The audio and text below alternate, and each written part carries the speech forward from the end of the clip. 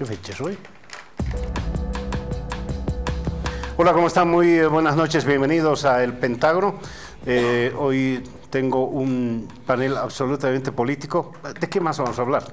¿De qué más podríamos hablar a estas alturas del baile? Es político totalmente, y tenemos a un politólogo, por ejemplo, a varios, en realidad. Franklin Pareja está con nosotros. Franklin, qué gusto de tenerte acá, te agradezco mucho. El gusto es mío, querido Mario. Francesco, gracias por honrarnos con la invitación, y un saludo cordial a Jimena y Diego, mis grandes amigos. Ya lo has mencionado a Francesco. Francesco. Sí, no soy politólogo. Tú no todavía. Hay otros dos. No quieres ser nada. Sigo ahí. Después. Mario, qué gusto. Primera vez que me invitas. Sí, es la primera, no. Sí. No. En la radio hemos hablado. La radio, ¿no? sí, es verdad, en la radio. Sí, aquí sí. Una belleza estar con Francesco, siempre los veo, y por La supuesto verdad con mis es queridos que- amigos. La verdad es Franklin que estoy Jimena. temblando en lo que vayas a decir, te diré. No Y es eres una tú el marca. que debería temblar, hay otros que están temblando. Jimena, ¿cómo te va? Muy bien, gracias, y un gusto estar aquí con ustedes y con los amigos y colegas. Y para quienes nos están viendo por ahí, una cosa medio rara, estamos transmitiendo en vivo también para el Facebook. No sé si se escucha bien, estamos haciendo milagros ahí con cosas así. Ahí, ¿le vas a pinchar? Ahí está. Qué divertido las cosas que uno tiene que hacer para hacer. Mira, hemos conseguido una boa constrictor ahí. Ahí hay, no se escucha nada, debe estar haciendo. Bien, vamos a lo político en todo caso, porque estamos transmitiendo en el canal, Esto va a obviamente. Face, ¿no? ¿Mm? Esto Eso va va a a Face, eso va a Face. Bien, vamos a hablar de política y estamos a 1, 2, 3, 4, de aquí a 4 domingos es la elección. A esta hora, de aquí a 4 domingos, vamos a saber, sí, a esta hora ya, ¿no? Ya vamos a ver boca de urna. en boca de urna, o legalmente 8 horas después de que empiece el conteo, vamos a poder, generalmente es a las 8 de la noche, ya vamos a poder saber qué pasó en la elección. Qué incertidumbre, ¿no digo? ¿O la tienes clara? Por supuesto que no la tengo clara, quisiera tenerla, pero algo de certidumbre empieza a generarse, ¿no? Yo creo que la incertidumbre empieza a ceder y parecería que la segunda vuelta es inminente. Yo creo que hay alguna certidumbre. La primera certidumbre es que el MAS está nervioso, ¿no? Es decir, la encuesta de Vía Ciencia es vergonzosa, ¿no? Es una cuestión ya de arrebato pasional, tratando de mostrar lo que quería mostrar desde el principio, que Evo Morales es imbatible, ¿no? Quiere mantener esa aureola. Y segundo mensaje, quiere mantener además la idea de que la chiquitanía no nos afecta, de que lo está haciendo muy bien Evo Morales atendiendo este incendio, ¿no? Pero yo creo que los dos elementos han sido refutados por la mejor de las encuestas, que es seria, es académica, ha sido hecha con 14,000 personas, con un error estadístico del 0,8, ¿no? En 133 municipios. No, como es 233 municipios, es decir, 2/3 de municipios, que es la encuesta de la UMSA y Fundación Jubileo, donde claramente los datos muestran un 31% para Evo Morales y un 25%. Clausura el canal. No puedes difundir las encuestas. Ah, sí, no se O puede. sea que el canal ya ha difundido, ¿no? Lo estoy repitiendo. Pues lo que ha dicho, sí. Las observaciones. Lo que ha dicho Waldo Albarrín les ha dicho claramente, a ver, métanse con la UNSA. No creo que se Y metan. no es solo la UMSA, ¿no? Has utilizado una palabra, es vergonzoso. ¿Qué es más vergonzoso, lo que ha hecho el Tribunal Supremo Electoral o lo que ha hecho el Tribunal Supremo de Justicia diciendo que todo lo que haga el gobierno es legal en el marco, ayer ha salido, ¿no? Que todo lo que diga, que es inconstitucional esa cláusula que dice que el gobierno no puede hacer... no puede dejar de hacer gestión de gobierno, mostrar en la televisión gestión de gobierno. Campaña electoral, claro. ¿Qué es más vergonzoso eso? A ver, la verdad no sé si es un buen adjetivo vergonzoso. No puedes decir que si un león ruge es vergonzoso. Es decir, el gobierno se comporta como el gobierno. Es decir, el gobierno se comporta tal cual es. No sé si es vergonzoso o no. Pero el león es solo así, ruge y se es come lo que parte... tenga que No, por comerse. supuesto. Lo que y el pasa es gobierno va a pisotear lo que tenga que pisotear para perpetuarse en el poder. Eso lo sabemos. Es decir, por supuesto que estéticamente es la cosa más deplorable ver un tribunal que prohíbe la encuesta más seria, que al día siguiente autoriza que el presidente siga haciendo campaña. Claro, todo esto, en términos estrictamente estéticos, es pues vergonzoso, triste y hasta feo, ¿no? Pero más allá de los adjetivos, es importante saber que así se comporta el gobierno. Aunque nos desgañitemos con adjetivos, ese es el tenor de sus actitudes, y es obvio que va a ser así, porque este es un modelo que en teoría política se llama de autoritarismo competitivo, mucha elección, pero obviamente con simulacro político, simulacro de tribunal, simulacro de reglas, simulacro de oposición en algunos casos. No es un conjunto de simulacros, y obviamente funcionan así, más allá de la adjetivación que vayamos a dar, ¿no? Franklin, a ver. Esta es una elección verdaderamente preocupante para la democracia boliviana después del retorno a la democracia, porque las condiciones se dan en un momento de una socavación profunda a la institucionalidad boliviana, donde vemos que las instituciones no responden al bien común, que es la justicia. La justicia es un bien público, es un bien común, no es un bien ni de una institución ni de un órgano. No hay ese cariz de integridad, neutralidad, seguridad jurídica. El Tribunal Supremo Electoral nos demuestra todos los días que ser peor es posible, y no es una cuestión que está generada por la ciudadanía ni por los analistas, opinadores, como nos quieran decir, sino por el mismo dislate en el que entran permanentemente estos señores que han perdido toda la vergüenza, ¿no? Que un día dicen una cosa, al día siguiente se desdicen, un día aplican una ley, el otro día aplican la otra. Entonces, básicamente lo que nos da a entender es que ellos van a hacer lo que le convenga al oficialismo. En esas condiciones es difícil entrar a una contienda electoral, porque esta incertidumbre de la que tú hablas precisamente se genera porque no hay las condiciones que brinden, ¿no?, todo el proceso en el marco de una competitividad legítima. ¿Qué sucede ahora? Que tenemos una candidatura que se ha deslegitimado y además es ilegal. Y Talcott Parsons decía que cuando pierdes legitimidad aumenta tu autoritarismo. Y entonces hemos entrado en un momento de elevado nivel de autoritarismo. Y es una elección donde básicamente muchas cosas no se pueden decir. La restricción que se da a la libre competencia es realmente una asimetría, pero ya grosera. El mismo hecho de que un mes antes sean las campañas puedan recién entrar en vigencia, rompe el principio de igualdad, porque el voto informado, que es uno de los derechos, no del candidato, sino del ciudadano, para transferir su confianza, que es lo más importante, no tiene esa oportunidad de poder realizarla en un marco de protección de su derecho, que es lo más importante, a ser informado y además a tener una información irrestricta. Aquí todo es limitado, todo es restringido, todo está normado, hasta tal punto que hemos tenido el tupé de una institución que se ha permitido censurar un ejercicio de una institución que, les gusta o no les gusta, es una de las más creíbles que existe en el país y que lamentablemente ha sufrido este tipo de embate que yo creo que es absolutamente vergonzoso. Entonces, la incertidumbre no está dada por la competitividad, la incertidumbre está dada por ese marco normativo absolutamente nefasto y además poco transparente. Y creo que esas son las condiciones que le dan a este momento un carácter raro que no se ha dado desde la recuperación de la democracia. Yo estoy muy optimista y creo que hay varias certidumbres.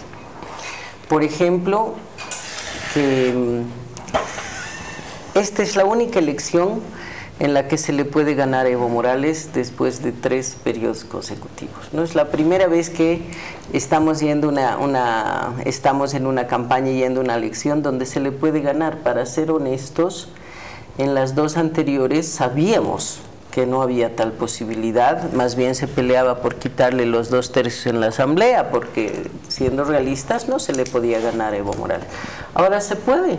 Como decía Diego, ya están inventándose encuestas y formas para tratar de hacernos creer que sigue siendo imbatible, pero hay certeza y certidumbre total de que ya no lo es. Se cayó del fanal con la zapata, se fueron quitando las máscaras indigenista, pachamamista, populista, etcétera, etcétera, en el transcurso de los años.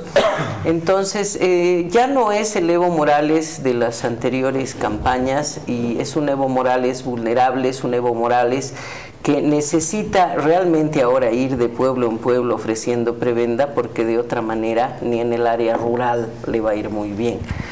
Por eso censuran, por eso llevan adelante una serie de acciones que son legales o no, con su Tribunal Constitucional, son completamente ilegítimas. Entonces, me da pena eso sí, pero parece que hay una certidumbre también de que nadie se va a creer el resultado electoral si gana Evo Morales en primera vuelta. Nadie se lo va a creer, porque las encuestas, no solo es la de la UNSA, muestran que Evo Morales tiene un techo de alrededor del 38% que no ha podido pasar en mucho tiempo. Y Carlos Mesa de 22 a 26 o 25, pero todavía con un porcentaje importante del no sabe, no responde, o de ciudadanos que no quieren ninguno, etcétera. Entonces, sí tiene opción de crecer. Parece ser una certidumbre que van a hacer y están dispuestos a hacer lo que sea para que el resultado les sea favorable más allá de lo que voten los bolivianos. Pero por eso estoy tan optimista, todo les sale mal, ¿no? Han habido, yo creo, varios intentos de tratar de acusar a la oposición, por ejemplo, de disturbios, no les ha funcionado. El tratar de hacernos creer que se está usando políticamente lo de la Chiquitania, que no es responsabilidad del gobierno, sino del calentamiento global, no les ha funcionado. El querer hacernos creer que Evo Morales es un líder en el país, de mayorías, no les ha funcionado, ya no lo es.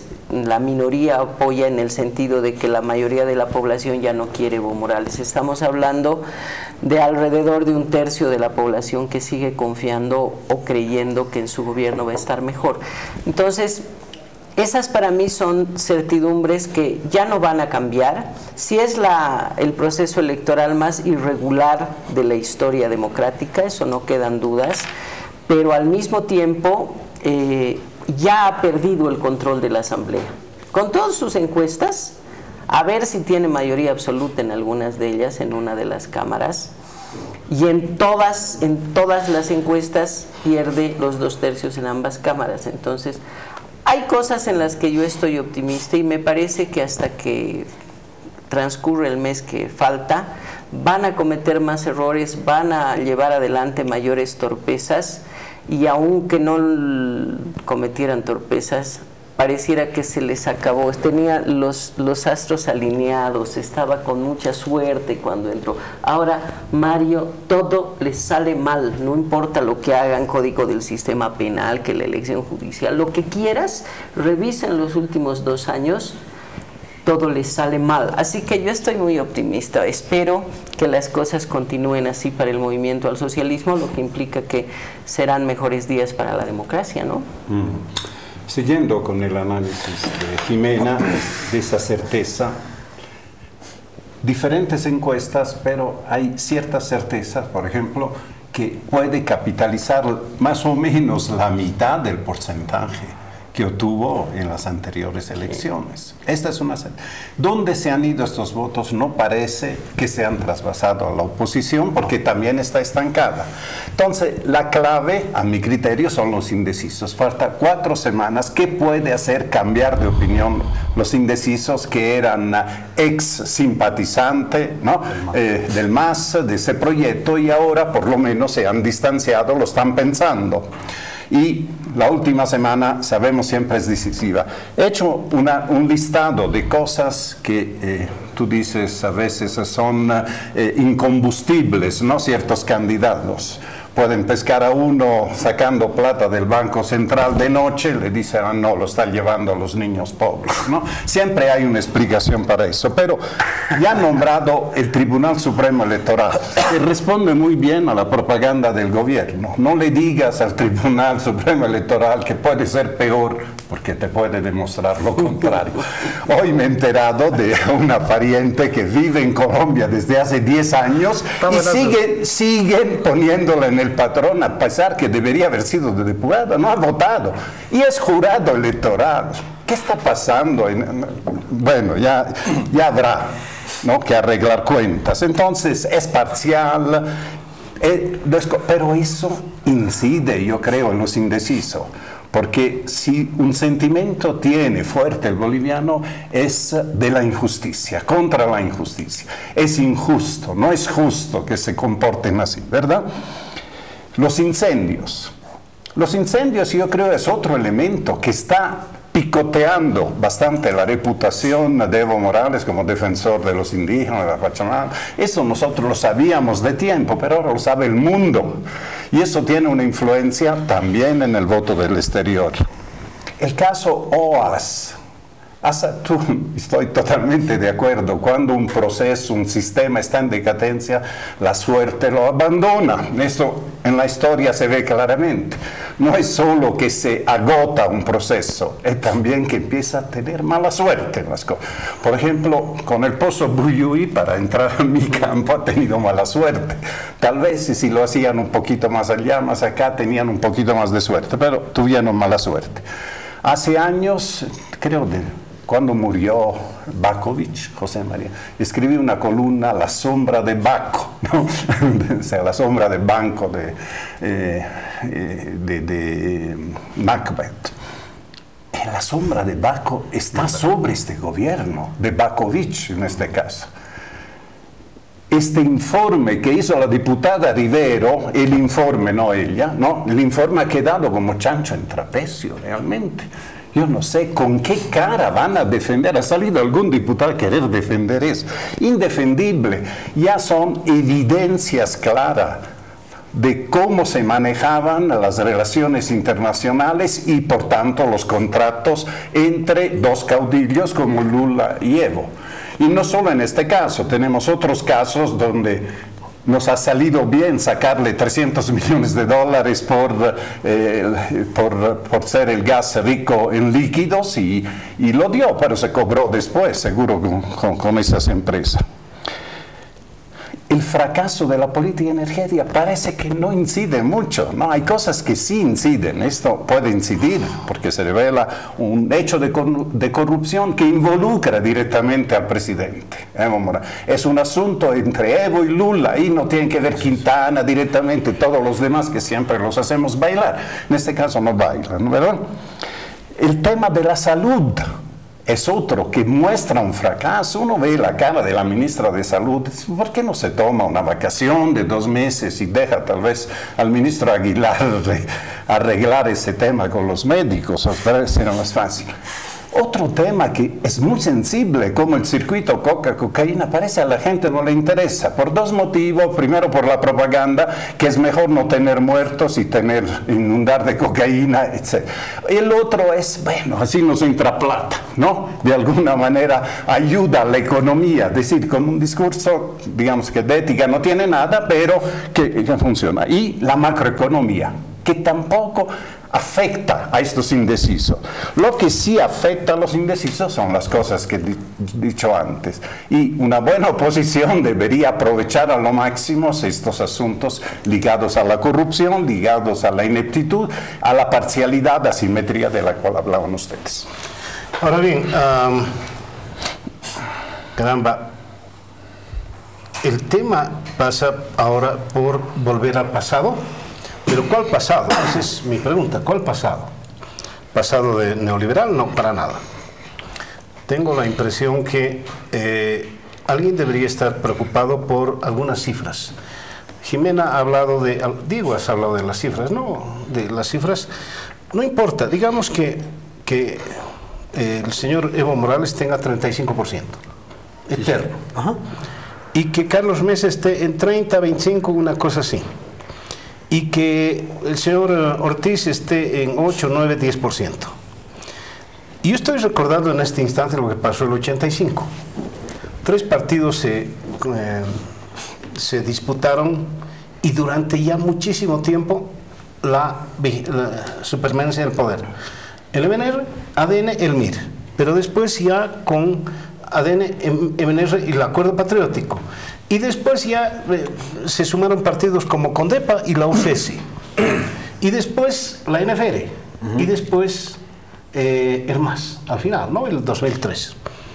Lo que Gonzalo Sánchez Lozada llamó la fuerza inamovible contra el objeto, la fuerza el objeto inamovible contra la fuerza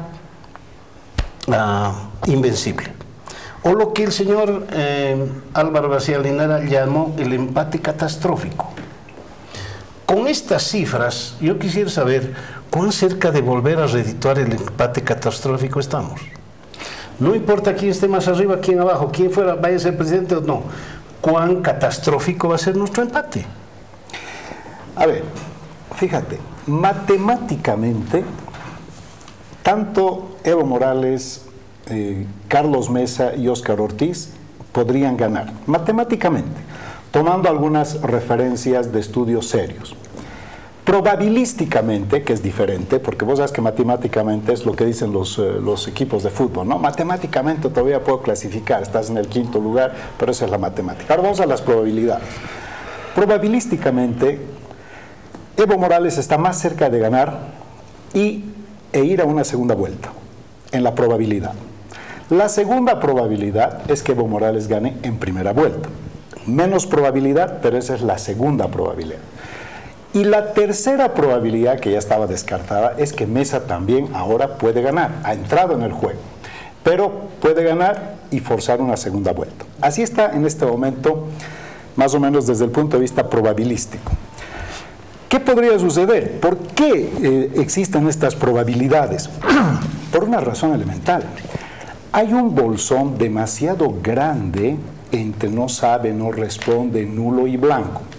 Y vamos a analizar. ¿Cuánto es eso? No quisiera mencionar específicamente datos para no precisamente hacer mención a esta encuesta censurada, pero quiero decirte que entre todos está cerca al 30%.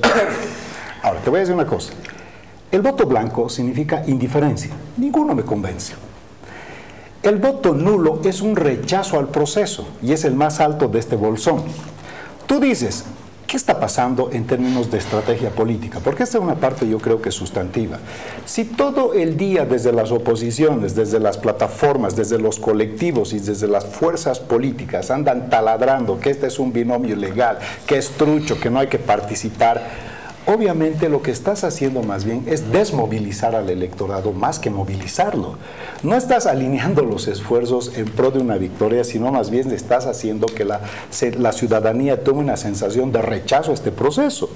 Al final eso es más funcional pues al oficialismo, porque todo el día le andas taladrando a la ciudadanía que esta elección es trucha, esta elección es de un binomio inconstitucional, este tribunal electoral debería renunciar. Entonces tú te tienes que hacer las preguntas claves. Primero, ¿va a dejar de participar el binomio oficialista? No. ¿Va a renunciar el Tribunal Supremo Electoral? Depende si es más funcional a evitar una derrota que probablemente también está dentro del juego de probabilidades. Entonces, al final, como estrategia política, ¿qué tienes que hacer? Ese empate catastrófico se está generando no solamente por una cuestión espontánea, sino también se está empezando a generar por una cantidad errática que yo creo que es de estrategia. Y cuando tú lees los números, no puede ser que faltando 4 lunas, como ustedes mencionen, todavía haya un bolsón un tanto considerable de indecisos, aunque generalmente en la recta final esto llega a ser más o menos al 10%, 8%, y generalmente también hay un 12 a 18% de abstención, es decir, que no van y ni votan. Entonces, hay que ver, el empate catastrófico no es una cuestión de intuición ni es una cuestión simplemente espontánea. Mucho depende cómo se mueven las cartas o el juego estratégico del momento.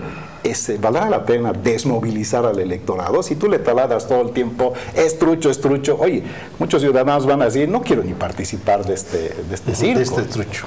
Bien, debo ir a un corte, si me permiten, por favor, luego los mensajes. Vamos a seguir. No se muevan.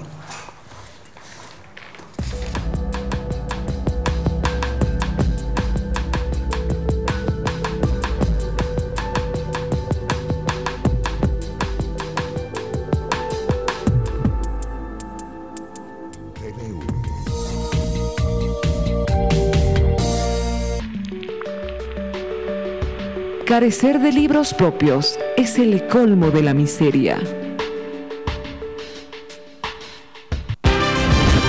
Sexualidad es cultura. Sexualidad es familia. Sexualidad es diversidad. Sexualidad es libertad. Porque todos somos comunidad sexual. Comunidad sexual. Me lo ha matado a mi hija. En Bolivia, cada día se denuncian 110 casos de violencia intrafamiliar. Cada 15 minutos, una mujer es víctima de violencia. Era mi hermana. En Bolivia, cada 3 días se comete un feminicidio. Mi hija ha denunciado, su concubino me la ha pegado a mi hija, por eso ha muerto. Está en nuestras manos. Hazlo. Vive con respeto. Es un mensaje de la Defensoría del Pueblo.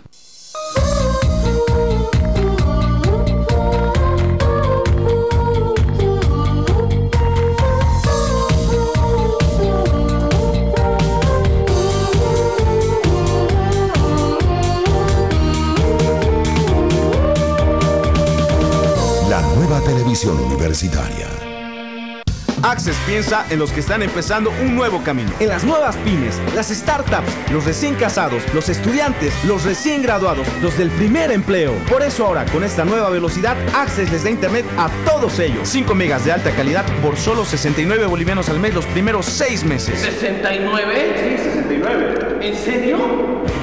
69 bolivianos al mes los primeros 6 meses y 169 a partir del 7º mes. Access, otro level. Empresa regulada fiscalizada por la ATT. Continúa con la programación de TVU.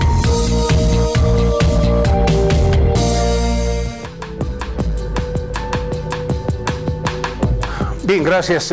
Seguimos, volvemos también con el Facebook. Diego, ¿qué quieres decir del empate catastrófico? Yo quiero decir más que nada que el empate en sí mismo no es malo, sino la forma de resolver el empate. Es decir, a lo largo de nuestra historia, desde el 52 para adelante, ha funcionado lo que el profesor James Malloy llamaba el péndulo de Malloy, que cuando estaba en este caso a la izquierda, ganó, digamos, la revolución, el MNR, no pactó con la falange, simplemente impuso. Es decir, se generó ahí la semilla de lo que va a ser una contraposición antagónica, ¿no? Un conflicto suma cero, nos peleamos hasta morir. Y esa ha sido la tónica en general de nuestra historia, siempre ha sido pendular. Después han venido los militares y más bien se han timbrado a la izquierda, ¿no? Es decir, jamás han pactado. Es decir, eso ha generado un empate catastrófico. El empate no es malo en sí mismo, sino lo catastrófico es lo malo, la incapacidad que tenemos de pactar. Entonces, eso trasladado a los 14 años de Evo, por supuesto implica un empate catastrófico en el sentido de que han habido minorías desplazadas, ¿no? Minorías con las cuales no se ha pactado, ni se ha dialogado, ni se ha intentado siquiera generar cierto consenso. Por eso tenemos el gobierno que tenemos. Deberíamos estar en este momento aprovechando más bien y festejando el que no vamos a tener una mayoría aplastante. Eso nos va a obligar necesariamente a pactar, porque necesitamos pactar la matriz ecológica para los siguientes 100 años de este país. No puede seguir simplemente un Evo Morales fungiendo de repartidor de tierras y promover este ecocidio, ¿no? este desastre, este holocausto medioambiental, simplemente porque el tenor de sus políticas son no pactistas.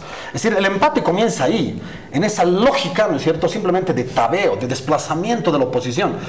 ¿Qué temas más? ¿Vamos a permitir que se sigan invirtiendo los dólares bolivianos de los bolivianos en palacios? No, pues, vamos a salud. Es decir, todo este tipo de políticas del nuevo contexto histórico al que nos enfrentamos exige más bien un empate, digo yo. Exige que nadie tenga mayoría, porque necesitamos entrar a un nuevo ciclo de pactos. Basta de esta imposición, basta de esta lógica no deliberativa. El otro día hacía una excepción verlo al vicepresidente dialogando, debatiendo. Eso es inédito en nuestra historia. Tenemos que recuperar eso. Es que no hay que verlo con miedo al empate. Todo lo contrario. Lo que hay que ver con miedo es esta lógica incapaz de dialogar. El único momento, aquí me va a decir neoliberal, que hemos tenido la capacidad de pactar, así cuando un empresario ultra de derecha millonario se ha juntado con un indígena, con Cárdenas, es decir, los polos se juntaban. Esa era la esencia de la democracia pactada. Después se prostituyó, mercantilizó, destruyó. Pero la esencia misma. Hubo un buen momento de acuerdo. Pero por supuesto que sí. Y avanzamos muchísimo. El 9 de julio, los acuerdos. Los acuerdos del 9 de julio. Del 91 92. Espectaculares. Espectaculares. Cambiaron este país. Sí, sí. La Constitución, todo, sí. Además, la democracia es pactos. La democracia en esencia esa es la característica. Claro, está completamente estereotipada la democracia como que los pactos fueron el desastre de la democracia. No, la democracia pactada en sí misma no fue mala. fueron años de estabilidad. Otro ejemplo es el acuerdo patriótico, el 21060, donde Banzer lo apoya a Paz Extensor, no a cambio de nada. No es acuerdo patriótico. No, perdón, el Pacto por la Democracia. El Pacto por la Democracia. Por la democracia. Sí, por ejemplo, a cambio de nada. A cambio de nada. En ese momento fue a cambio de nada. Sí. Y todo el momento, no les pidieron cuotas. Bueno, nunca hay a cambio de nada. Eso iba a decir. Pero obviamente. Bueno, pero no nepotismo. Pero fue altamente contributivo a un país que estaba descalabrado. Así es. Yo creo que no era catastrófico. Ese es el discurso de Álvaro García Linera, porque era catastrófico para ellos no poder tener todo el control para cambiar las reglas de juego a su gusto y sabor.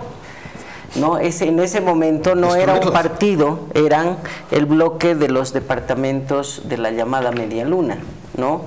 Y eso también ha cambiado, estamos en otro contexto. Yo estoy de acuerdo con Diego de que aquí hay un partido controlándolo todo y atropellándolo todo. Prefiero el empantanamiento y no lo va a haber porque la composición de la asamblea no da para tanto.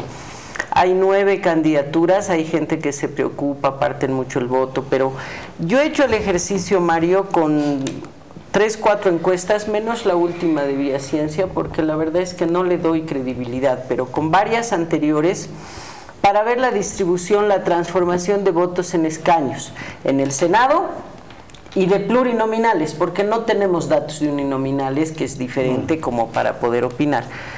El resultado es que entre el 89.3 y el 93.3% de los escaños plurinominales, que son 60, son para Más Comunidad Ciudadana. Así de simple. Y en el Senado, el 94.4% son para Más y Comunidad Ciudadana.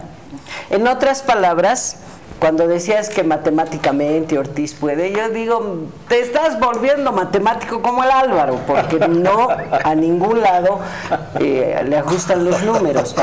Viendo con la fórmula DONT, el ejercicio matemático de ver distribución, Óscar Ortiz podría alcanzar un senador en Santa Cruz, unos 3 diputados en Santa Cruz y un diputado en Beni. Digamos que siendo optimistas tenga 2 senadores. Entonces, en la encuesta innombrable de Voldemort, hay un equilibrio en el Senado, 17-17. Ponte que le des 2 a Ortiz. Entonces, no es una situación en la que sea tan difícil. Y ahí sí yo me preocupo, porque si no tiene mayoría Carlos Mesa, que deseo que la tenga, me preocupa por quién van a votar los 5 que entren de Ortiz. O los 4 que entren de Ortiz. Bueno, porque ese va a ser el voto de oro. Y recuerden UCS, el rol que tuvo UCS, no el actual UCS que la sigla la han prestado, sino cuando Max Fernández entraban con 5 diputados y negociaban con cualquier gobierno y acababan recibiendo las aduanas, el Servicio Nacional de Caminos, vivienda impuestos internos, ¿no? Que tú sabes qué es eso. Es la cuota más alta que exigen porque esos son lugares donde se mueve mucha plata. Se recauda. Así fue. Entonces me preocupa. Donde más se replicó eso fue en las alcaldías. Cristina Corrales. Con un diputado, con un concejal. Claro, porque era el que decían el voto de oro, ¿no? Casi alcalde. Entonces sí me preocupa el hecho de que esa votación pueda irse con el MAS, y han mostrado ampliamente en estos últimos meses la proximidad que tienen en la propia campaña contra Mesa ambos. Entonces digo, el día que lleguen, de repente van a votar por el MAS. Sería lamentable, pero es una probabilidad, como decía por ahí el Franklin. Pero además hay otros temas que hay que mencionar. Tú sumabas junto con el no sabe, no responde, el blanco y el nulo. Es difícil, creo yo, que el ciudadano cambie el voto nulo. Generalmente es aquel que está en contra del proceso, no cree en el proceso, no le gusta ningún partido, ningún candidato, está allá. Lo que preocupa es el voto blanco. Ese sí puede cambiar, espero, porque está muy alto en comparación al resto de elecciones. El nulo está más alto. Pero ambos están más altos. El nulo está más alto, sí. Están más altos ambos, sí. ¿No? Porque, y además, el blanco lo anulan como si fuera nulo y eso sube el porcentaje para los demás. Entonces no es bueno, estimados ciudadanos, para los grandes partidos como el MAS, que voten blanco, porque al eliminarse los blancos y los nulos, el porcentaje sube y así obtienen más escaños. Es mejor tomar una decisión, claro, cada uno sabrá lo que hace, pero es favorecer a los partidos, al partido que tiene mejor posicionamiento si uno vota blanco, es mejor tomar una decisión. Decía yo, es otro contexto, vuelvo al hilo. 14 años también están en Santa Cruz los demócratas, llámense Podemos, llámense Consenso Popular o Verdes o Movimiento Demócrata Social, son Rubén Costas en alianza con Percy Fernández y todo el resto de la gente alrededor, con una élite económica, empresarial detrás de ellos, ¿no? Ellos hoy están cerca del MAS. No es como en el momento del empate catastrófico que un departamento tan grande y fuerte como era Santa Cruz le hacía el contrapeso a La Paz. Hoy el MAS tiene a Santa Cruz, pero esa élite ya ha perdido al pueblo cruceño, y peor con lo de la Chiquitania. Entonces, otro contexto. El empate catastrófico, como le llamaba Álvaro García, yo lo veo como una gran posibilidad de que nuevamente los partidos aprendan pues a debatir, a tener propuestas, argumentos y no nada más a levantar la mano, y que los ejecutivos no manden las leyes hechas, que los del ejecutivo no manden las leyes hechas, porque no se las van a pasar, que tengan. Entonces, lo mejor que nos puede pasar es que nadie tenga mayoría absoluta, ninguno tenga el control de mayoría absoluta, y ojalá que en Santa Cruz reflexionen respecto a esto que estoy mencionando, porque si ya no queremos 14 años de más, seguro pues tampoco los cruceños querrán 14 años de lo mismo, ¿no? No, lo que está claro es que no va a haber 2 tercios. Claro, no, puede haber mayoría, pero el punto son los 2 tercios. No, eso ya no. No, eso es... Claro, eso es precisamente hay lo que otro aspecto cambiaría. del empate catastrófico dirigido a los indecisos. Es el miedo y el chantaje, difundir el miedo y el chantaje. Que si nos salimos nosotros, todo esto se viene abajo. Así es. O el discurso repetido de Evo, mintiendo, porque eso se puede demostrar, basta ver los programas, que van a eliminar los bonos, que van a quitar esto, que no va a hacer. Es decir, realmente asustar a la gente. ¿Y a qué se asusta? A la gente simple, a la gente menos instruida y menos informada. Entonces es inclusive un acto antiético mentir a los pequeños, ¿no? Simplemente para beneficiarme yo.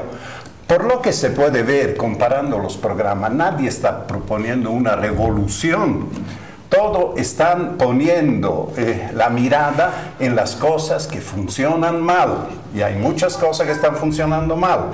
No se pueden hablar en campaña porque es contraproducente. Ni el gobierno habla de los logros macroeconómicos, ni la oposición de las fallas macroeconómicas, porque la gente cree que no, todavía estoy bien. Lo hemos dicho varias veces eso, pero ahí está un problema. Y el problema de la cocaína también en algún momento va a saltar. Lo que se propone son una serie de ajustes que hay que hacer.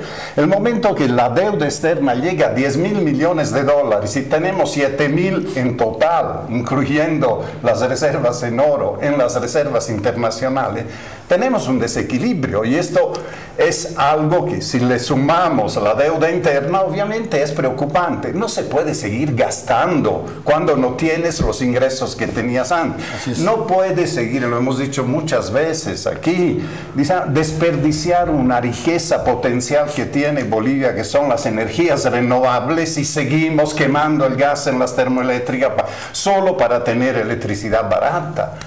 Alguien tiene que pagar lo justo, tal vez no el sector más pobre. Es decir, lo que proponen los partidos de oposición, a mí me parece, son ajustes. Ya no hay el famoso complejo de Adán en esta elección. En la anterior, la del 2005, hubo el complejo, nosotros, ¿no? El cambio total. Ahora el cambio viene de afuera, es un cambio de época al cual tenemos que adaptarnos. Los mercados del gas han cambiado y se necesita otra actitud, inclusive otros negociadores, porque hemos visto la ineptitud de los actuales para encarar la política energética. Estas son las cosas que la gente tiene que tener delante y no hacerse llevar por el miedo de los empleados públicos, que siempre existe. Así vienen otros, los vamos a despedir a todos, van a perder su trabajo. No, prefiero votar para mantener mi trabajo. ¿Quién dice que se va a despedir a todo? Posiblemente no se despida a nadie. Bueno, siempre la parte elevada, ministro van a despedir. Bueno, los ministros quiero hacerle un brevísimo comentario a Francesco, porque yo hago seguimiento a las deudas que aprueban contratos de deuda y financiamiento externo desde que entró Evo Morales hasta la última, que es de 100 millones de dólares. Dijiste. No, ya son casi 14,000, son 13,958 millones de dólares. 13,958. ¿Qué es eso, la deuda? La deuda contratada, la deuda que ya... No desembolsada todavía. No desembolsada. ¿Y los 4,000 nuestros? Por eso te digo, pero eso ya es... Mario, ya es la deuda, aunque no la hayan desembolsado. A mí me preocupa un poco que terminemos debatiendo sobre cuestiones programáticas. Yo estoy absolutamente de acuerdo con todo lo que dice Francesco, pero no sé si es el eje del debate. El eje del debate para mí está en una foto del presidente abrazando, casi besándose con el famoso Calimán, ¿no? Y el pequeño Solín, ¿no? Para mí esa foto dice mucho. Los sistemas democráticos funcionan de manera acumulativa. Si la democracia se hace más democrática a medida que va avanzando, ¿no? Si el 85 elegíamos solamente un presidente, el 2014 tenemos democracia directa a través de referéndums, tenemos asamblea constituyente, tenemos autonomía. Es decir, se ha hecho acumulativa la democracia. Sin embargo, la tristeza es que los sistemas autoritarios también funcionan acumulativamente. Y Evo Morales, del 2005 en adelante, ha intentado primero judicializar a la oposición, hacerla huir a partir de eso. No le ha funcionado. Con 20 juicios encima, sigue un Revilla, sigue un Mesa, siguen ahí.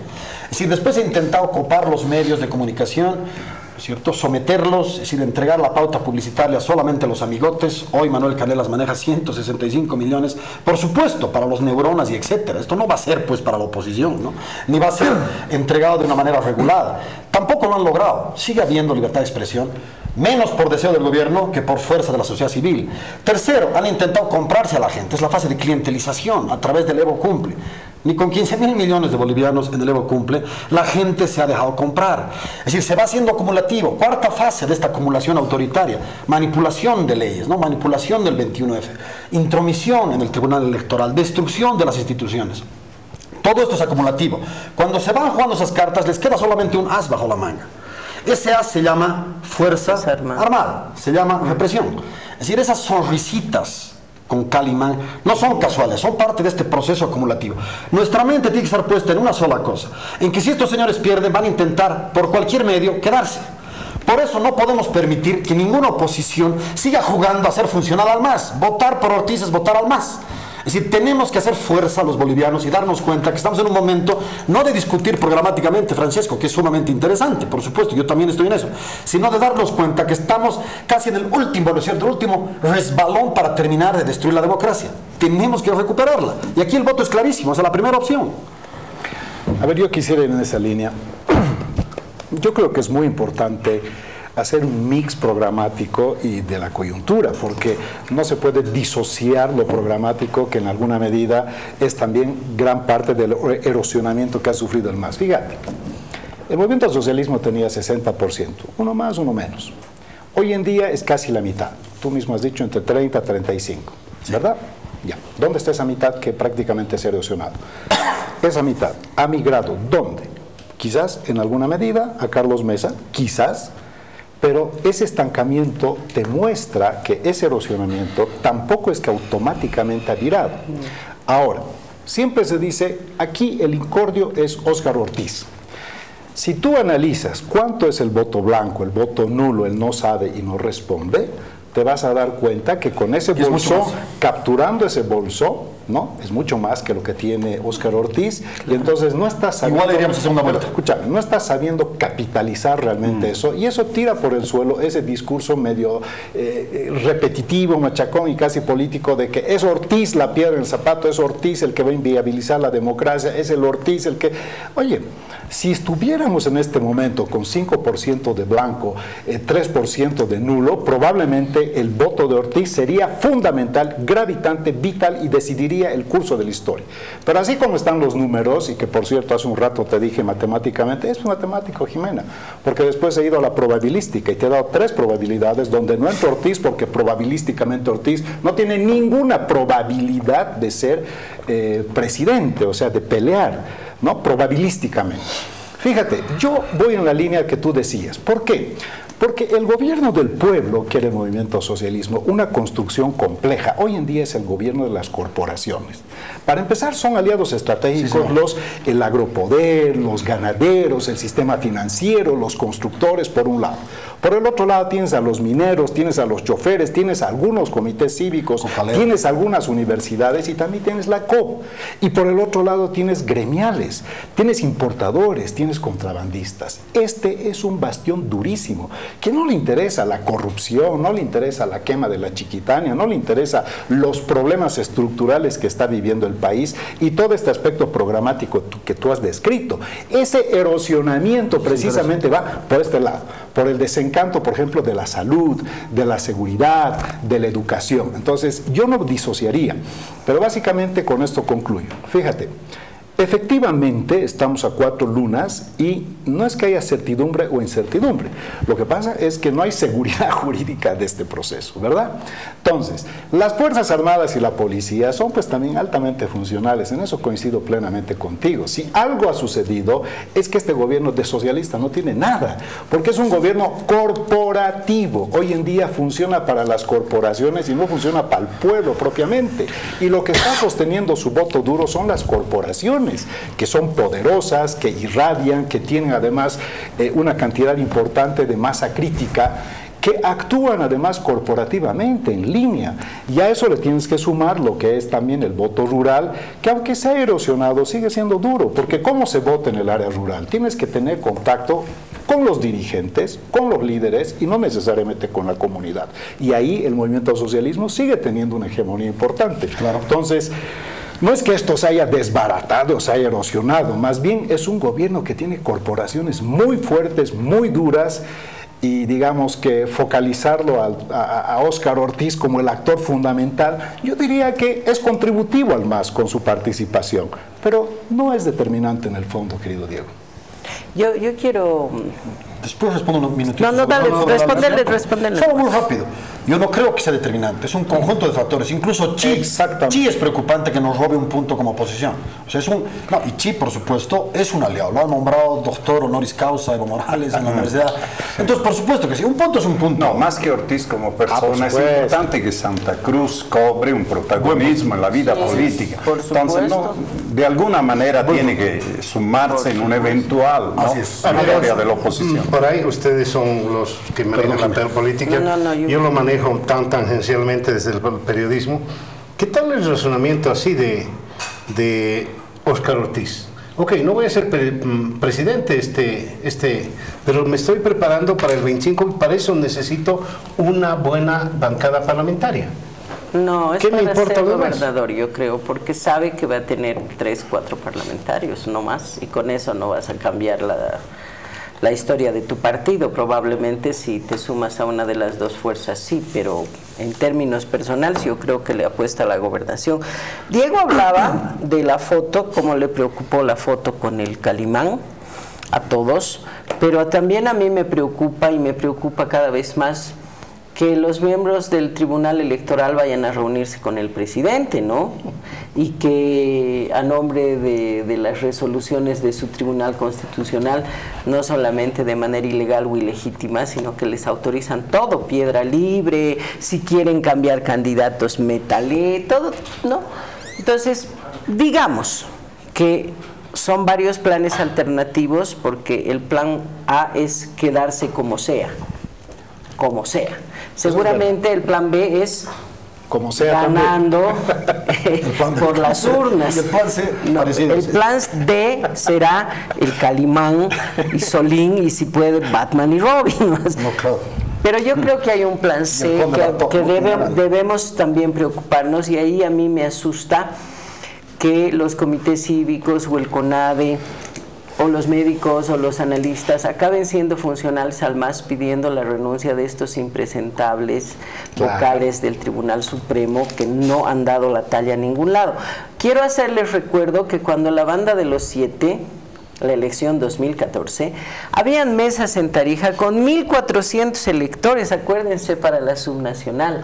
Han habido N denuncias de que se han manipulado resultados en esa elección, Mario, y siguieron felices y llevaron adelante una elección más el 2015 y todo divino, hasta que el gobierno dijo se van.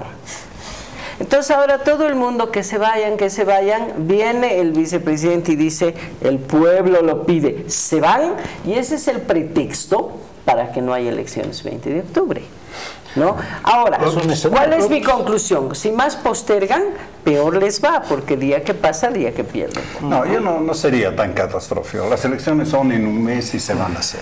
Segundo, después, el día después, hoy o ayer, no me acuerdo, el embajador alemán dice, me preocupa el día después.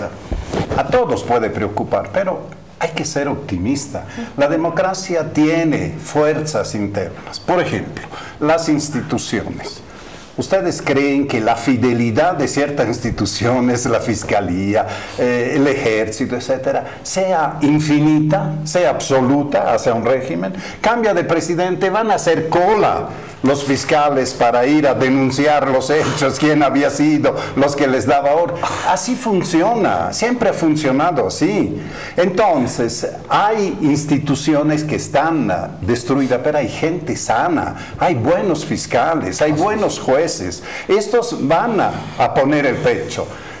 Las Fuerzas Armadas tienen ya una trayectoria como institución de defensores de la democracia, independientemente de lo que diga un comandante que haga una expresión más o menos, padre o muerte, pero no van a rifar. ¿Cuántos años son? Son 35 años, ¿verdad? Desde el 85, 82. Bueno, serían 87 años, si se sumar todavía, bueno, con otros. Los físicos. Y resulta que no pueden rifar eso. ¿Por qué? Porque debajo de los calimanes hay también coroneles, hay también capitanes que tienen un futuro. Un general que después lo sustituyan tiene su sueldo, tiene su renta, tiene su azúcar, tiene pero los demás... quedan 2 minutos. Bueno, eso era. Les daremos a los invitados 30 segundos. Un minutito de milla. Bueno, para mí hay un tema que hay que considerar. 10, 15 segundos. Es el tema de Almagro. Yo creo que el gobierno se ha preocupado en buscar un respaldo en la región con el Pacto de Lima, con Almagro, y que esa también es una variable importante para la realización de las elecciones. O sea, ha buscado apoyo. 15 segundos. ¿Puedes decir algo en 15 segundos? Por supuesto que puedo decir algo. A ver, ya estás como 5. Ya estás como 5. Es decir, definitivamente apelo a la conciencia de la gente. Si necesitamos un voto pragmático, necesitamos definitivamente sacar a este gobierno. Después pensaremos qué hacer. 10 segundos. Me ha hecho preocupar el Franklin con Almagro porque fue la OEA la que vino a validar el padrón. Claro. Entonces, insisto siempre al final, control ciudadano y luego control ciudadano. Jimena, Diego, Franklin, Francesco, a Jimena Calvimonte y a Liz Burgos por haber hecho posible esta transmisión desde la producción, a ustedes por habernos seguido. Será hasta el próximo domingo. Muchísimas gracias.